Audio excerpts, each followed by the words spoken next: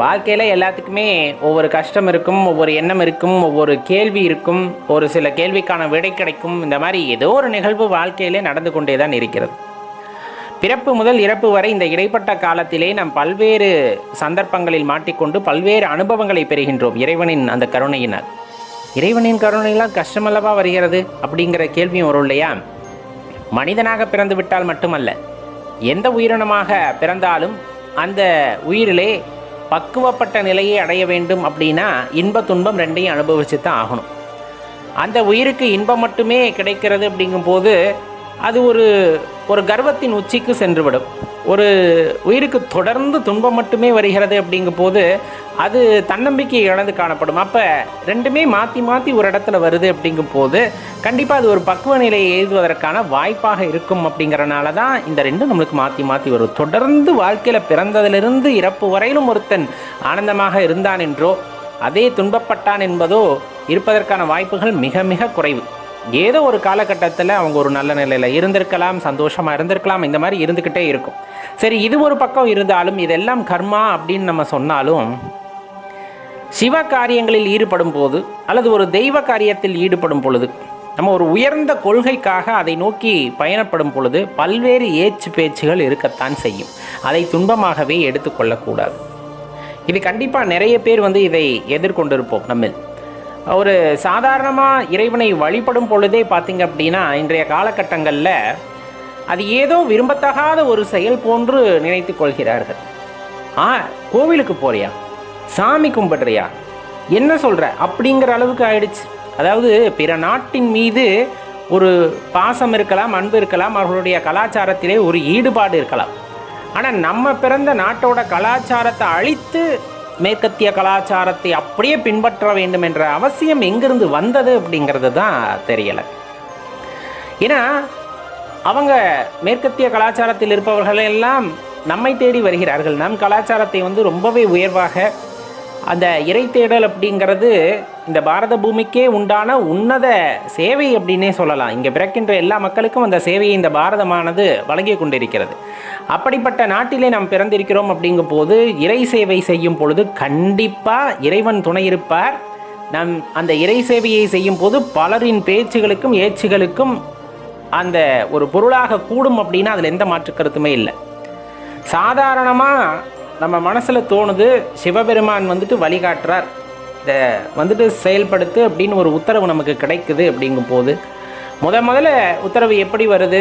நமக்கு நெற்றியில் விபூதியை பூசுறது மூலமாக ஒரு சின்ன கீற்று, அப்புறம் நெத்தி நிறைய ஒரு கோடு, அப்புறம் நெத்தி நிறைய 3 கோடு, அதுக்கப்புறம் நெத்தி முழுவதும் திருநீர்.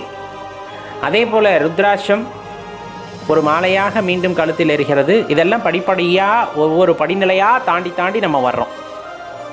இதையெல்லாம் தாண்டி வரும் பொழுதே பல சோதனைகள், பல ஏச்சு பேச்சுகளுக்கு ஆளாகி தான் நாம் வருகின்றோம், இல்லை என்றெல்லாம் சொல்லவில்லை. ஏன்னா இது எல்லா நிலையிலும் நாம் பக்குவப்பட்டால் தான் அடுத்த நிலைக்கு போக முடியும்.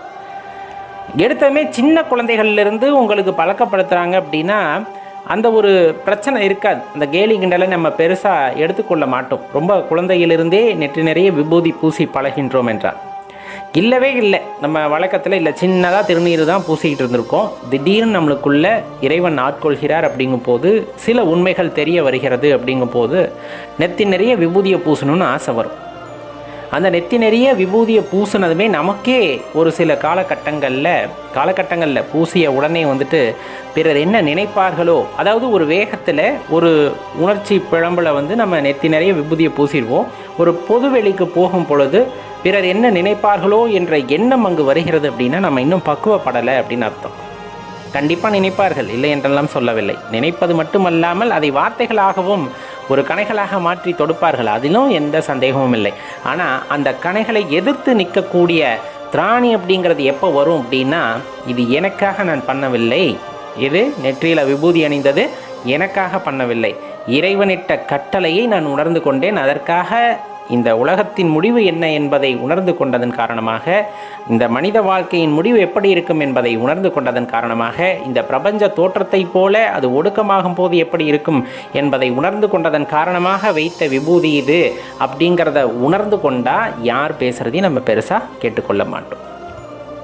அதே போல ஒரு சிவ காரியங்களில் ஈடுபடுகிறார்கள், அடியார்களுக்கு தொண்டு செய்கிறார்கள், சிவ ஆலயங்களுக்கு தொண்டு செய்கிறார்கள், இன்னும் சொல்லப்போனால் இறைவனுக்கு தொண்டு செய்கிறார்கள். அப்படிங்கும் போது கண்டிப்பாக பலவிதமான பேச்சுகள் அங்கே இருக்கத்தான் செய்யும். ஒருவர் இறைவன் கொடுத்த பொருள்களிலே ஒரு பொருளை ஒரு சேவையாக செய்கின்றார் என்றால் அவருக்கு வருகின்ற முதல் பேச்சு, இதை எப்படி சம்பாதித்தானோ தெரியல அப்படிங்கிற அந்த வார்த்தை. அதை பெருசாகவே எப்போவுமே எடுத்துக்கக்கூடாது. அதை எப்போவுமே பெருசாக எடுத்துக்கக்கூடாது. ஏன்னா ஒரு உயர்ந்த நிலையை அடைய வேண்டும் என்ற அந்த வைராக்கியம் உடையவர்கள் பிறரின் பேச்சுகளை ஒரு பொருட்டாகவே காதில் எடுத்துக்கொள்ளக்கூடாது. நம்ம எந்த நிலையில் உயரணும்னு நினைக்கிறோம்? சிவ சிந்தனையில் உயர வேண்டும் அப்படின்னு நினைக்கிறோம். அதே போல் சிவனை உணர வேண்டும் என்று நினைக்கின்றோம். சிவனை உணர வேண்டும் என்பது சாதாரண விஷயமா? யோசிச்சு பாருங்க. சிவனை உணர வேண்டும் என்பது சாதாரண விஷயமா? அல்லது சிவ சேவை செய்ய வேண்டும் என்பது சாதாரண விஷயமா? யார் நினைத்தாலும் செய்ய முடியாத அந்த சேவை சிவபெருமான் நினைத்தால்தான் சிவ சேவையை உங்களால் செய்ய முடியும். சிவன் அடியார்களுக்கு கூட சிவனருள் இருந்தால்தான் நீங்கள் சேவையை செய்ய முடியும். அப்படிப்பட்ட ஒரு பெரும் இடத்தை நோக்கி நகரக்கூடியவர்களுக்கு அற்பமான சில பேச்சுகளும் ஏச்சுகளும் காதில் விழக்கூடாது. அப்படியே காதில் விழுந்தாலும் அதை ஒரு பொருட்டாக அவர்கள் எடுத்துக்கொள்வதும் இல்லை, அதை எடுத்துக்கொள்ளவும் கூடாது அப்படிங்கிறத தெளிவாக தெரிஞ்சுக்குங்க. ஏன்னா நம்முடைய இலக்கு பெரிதானது. இலக்கு அப்படின்னா நம்ம ஒன்றும் ஒரு விளையாட்டில் விளையாண்டு சாதிக்கணும் அப்படிங்கிறதெல்லாம் நம்ம இலக்கு இல்லை. இந்த மனித குலம் எதற்காக தோன்றியதோ அதை நாம் உணர்ந்து கொண்டோம். மனித குலம் எதற்காக தோன்றியது என்ற உண்மையை தெரிந்து கொண்டோம். அந்த உண்மையை நோக்கி பயணிக்கின்றோம். அதுவே பெரிய இலக்கு தான். ஏன்னா அந்த இலக்கு தெரியாமல் தான் இன்றைக்கும் பல பேர் தடுமாறி கொண்டு இருக்கிறார்கள். என்னமோ வாழ்க்கையில் இருப்பது அல்லது நாம் பார்ப்பது நாம் அனுபவிப்பது எல்லாம் உண்மை என்று அதிலே சிக்கி சின்னாபின்னமாகி கொண்டிருக்கிறார்கள். அப்படி இருக்கையிலே நமக்கு இறைவனின் கருணையின் காரணமாக நமக்கு அந்த உண்மையான புலப்பட்டிருக்கிறது. இந்த மானுட பிறப்பினுடைய நோக்கம் அப்படிங்கிறது இறைவனை உணர்தல், தன்னுள் இருக்கின்ற அந்த இறைவனை உணர்தல் அப்படிங்கிற விஷயம், அதன் பின் இறைவனோட நிரந்தர கலத்தல் அப்படிங்கிறது எல்லாமே ரொம்ப அப்பட்டமாக தெரிந்து கொண்டதன் காரணமாக ஏதேனும் ஒரு வழியிலே இறைவனை உணர்ந்து விட முடியாதா அப்படிங்கிறத நோக்கி நாம் பயணிக்க ஆரம்பித்து விட்டோம் என்றாலே பல ஏச்சுகளையும் பேச்சுகளையும் சந்தித்து தான் ஆக வேண்டும். அது பெரும் சோதனைகளாக கூட சில நேரத்தில் இருக்கும். ஆனால் பெரிய பெரிய இலக்குகளை நோக்கி நகரக்கூடியவர்கள் சிறியவர்கள், அதாவது அதனை பற்றி அறியாதவர்கள் பேசுகின்ற பேச்சிற்கு காது கொடுக்க மாட்டார்கள். அதிலே காது கொடுத்து வீணாக வாதம் செய்து அவர்களோட நேரத்தை வீணடிக்க மாட்டார்கள். அவர்களோட நேரத்தை வீணடிப்பதன் பொருட்டு அந்த நேரத்தை வீணடிப்பதனால் உங்களுக்கு என்ன விளைந்து விட போகிறது அப்படிங்கிறத மட்டும் எப்பவும் தெரிஞ்சுக்கோங்க. ஒருத்தங்க நாத்திகம் பேசுகிறாங்க, ஒருத்தங்க இல்லைன்னு பேசுகிறாங்க, ஒருத்தங்க போட பித்தான்னு பேசுகிறாங்க, சித்தான்னு என்னமோ பேசிட்டு போகிறாங்க. அவங்களுக்கு விளக்கம் கொடுத்துக்கிட்டே இருந்தால் ஒருத்தருக்கு விளக்கம் கொடுக்கலாம், 10 பேத்துக்கு விளக்கம் கொடுக்கலாம், 100 பேத்துக்கு கொடுக்கலாம், 1000 பேத்துக்கு கொடுக்கலாம், லட்சம் பேர் பேசுகிறாங்க, கோடி பேர் பேசுகிறாங்க. எல்லாத்துக்கிட்டையும் நீங்கள் பேசிக்கிட்டே இருந்தால் உங்கள் இலக்கு அப்படிங்கிறது என்ன ஆகும்? உண்மையாகவே இறைவனை உணர வேண்டும், அவருடன் இரண்டர கலக்க வேண்டும் என்ற உங்கள் எண்ணத்திற்கு ஆகும் அப்படிங்கிறத யோசிச்சு பாருங்கள். அப்போ நம்மளுடைய கொள்கையானது மிகவும் உயர்வானது. நம்மளுடைய கொள்கை அப்படிங்கிறது மிகவும் உயர்வானது. இறைவனை உணர்தல் அப்படிங்கிறது பெரிய விஷயம். அது சிவபெருமானுடைய கருணையினால் மட்டுமே விளையக்கூடிய பெரிய விஷயம்.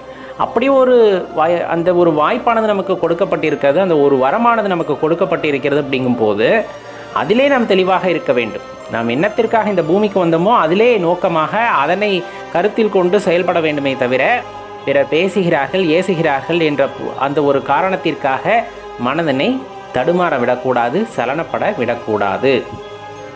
அன்பு ஒன்றே நம்மை இறைவனிடம் கொண்டு சேர்க்கும் என்ற அந்த அற்புதமான விஷயத்தை உணர்ந்து கொண்டால் நாம் பிறரின் ஏச்சுக்கும் பேச்சுக்கும் இடமளிக்க மாட்டோம். நாம் கொண்ட கொள்கையிலே உறுதியாக இருந்து அதை நோக்கி நாம் ஒவ்வொரு படியாக எடுத்து வைத்து முன்னேறுவோம் என்றால் அதில் எந்த மாற்று கருத்தும் இல்லை என்பர்களே. ஓம் நம சிவாய்.